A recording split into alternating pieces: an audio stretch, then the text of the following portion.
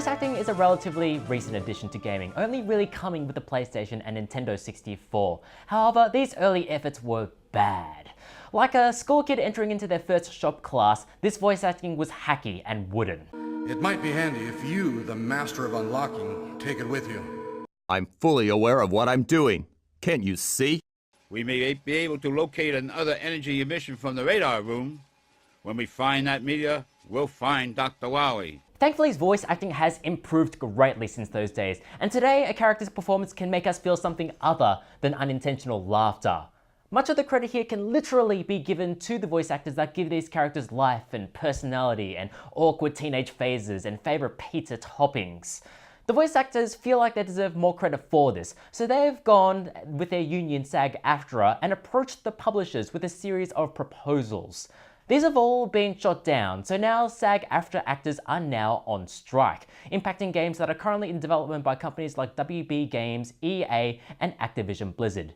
You can just tell that at the moment, a tired sound engineer is exhaustedly explaining to Bobby Kotick, the CEO of Activision, that no, just because you're in Moneyball doesn't mean you can also voice act all the characters.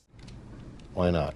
So what are the reasons for this strike? Well, there are three main areas of contention between the union and the publishers. The first one is actor health and safety, particularly in relation to vocal strain on the actor's vocal cords, because extended sessions of creature voices and battle shouting can cause actors to cough up blood, or even in some cases lose their voices for weeks on end. You know, the voices, the thing they need to...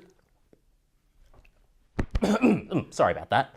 Currently, these sessions are capped at 4 hours, which is an awful long time to be shouting things like "Fire in the hole!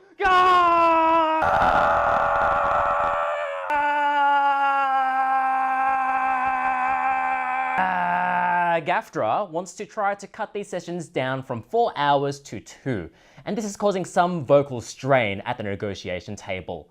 Although there is a certain irony to protesting vocal strain whilst shouting it from the front of the picket lines. Not going anywhere until we secure a fair deal! Stand together now! Stand together now! Oh, come on guys, you're giving away for free. Which is what some actors might be thinking to themselves when they sign up for a project without knowing their true nature, which is the second area of contention, project transparency.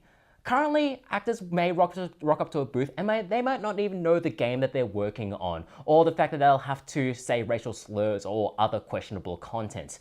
You may know Keith Farley as the voice of Kellogg on Fallout 4. If you didn't know this, don't worry, because neither did Keith Farley, because he worked on that game for 18 months without being told that it was indeed Fallout 4. It would suck to not know what game you're working on. It'd be like going onto the set of a cutting-edge comedy, except it turns out that it's an Adam Sandler movie and that he wants you to look into this exhaust pipe. Except it isn't an exhaust pipe, it's Kevin James's open, gaping butthole. Now, actors, they have a proclivity for thinking that they can change the world through aphorisms and wristbands, but we're talking about the overly secret nature of gaming announcements, and I don't think even they can fix this one. The main area of contention in this strike, however, is contingent payments, which is fancy contract speak for royalties. SAG-AFTRA is demanding that voice actors get paid royalties for every 2 million copies of a game sold, with the royalty cap at 8 million units.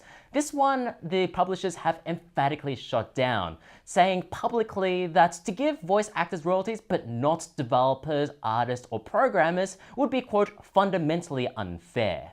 And I think this is the reason why publishers are pushing back. Their biggest fear isn't having to pay these royalties, but it's that the developers will look at the kind of deals that can be arranged through collective bargaining and then make a push towards unionizing themselves.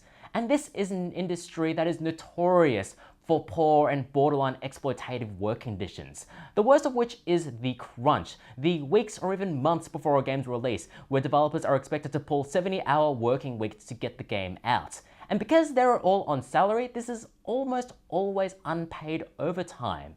And since crunch is so baked into the development mindset, getting rid of it would cause budgets to swell out and for projects to be pushed far, far back. FIFA 18 wouldn't be released until 2024. Call of Duty Infinite Warfare will actually go on forever. And Final Fantasy 15 will be... Who am I kidding? A light breeze would cause that game to be delayed. I'm sorry. Hello? Wait, you're telling me the game's already out? Huh, fancy that. Still, this strike doesn't look like it's going to be resolved anytime soon. So no matter the outcome, you'd hope that there would be an equitable outcome, not just for the voice actors, but for everyone else who pour their heart and soul into these games.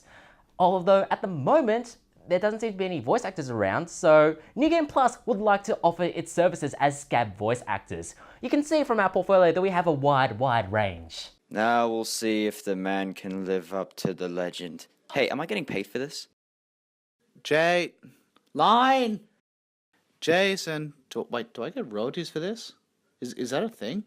Waka waka waka waka waka waka waka waka waka waka waka ah wow wow wow wow blip blip. You're not getting paid for that, you know. Ah.